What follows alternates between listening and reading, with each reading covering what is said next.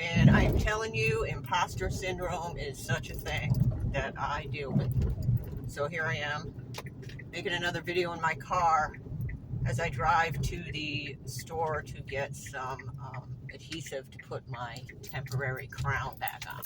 What I wanted to talk about was the dentist and how it is just, the train has left the station in terms of that whole silo being anything close to what the human being is supposed to experience or what we're capable of.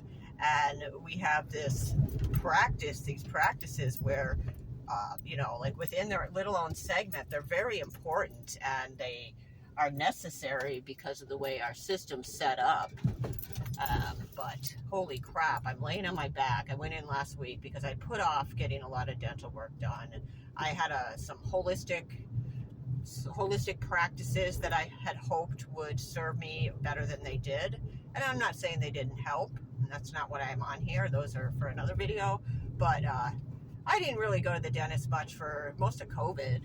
So I had some cavities and stuff I needed to get fixed. Anyway, it's a lot of drilling done to put in a temporary crown. And I know there are such things out there like biological dentists, and there's far more holistic, gentle ways to deal with stuff. But you know what? I can't afford it, and I got to get it done. And this is the way it is, and I'm still going to talk about it.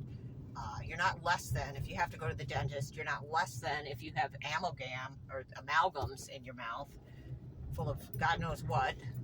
And I get a lot of stories on that. But so I go in there, and I have never had a crown put in. So that was a new experience. And I have never, ever seen so many drills or heard so many different drills on my teeth in my life. And I'm laying on my back. I mean, you're already vulnerable. You have to put your full faith in these dentists.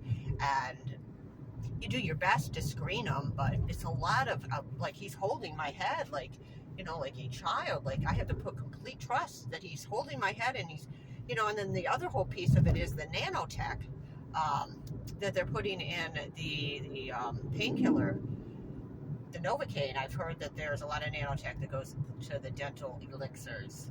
So I was thinking, well, do I ask about that? Because if I ask and he doesn't know about it and he feels like I'm accusing him of something, who knows what the hell he's going to do to me when I'm flat on my back and he's got the needle.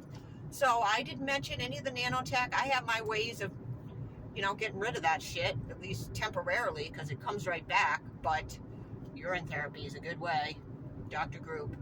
Anyways, just thinking of the insanity of the fact that I'm laying on my back in this office with no windows, very little on the walls, while the dentist gripped my head, saw after saw, drill after drill being used, and grinding my tooth down basically to nothing so they can put a fake crown on it.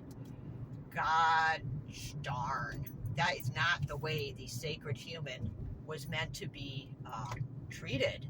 And again, I'm not here to blame dentists, because thank God they're there, but the train has left the stations in so many segments of our systems. And this is one that seemed really profound to me, and I wish I had made the video right after, because I was just shaken by the amount of surrender, by the extensive use of different tools that I didn't even know they had, by the fact that there might be nanotech in there, and yeah.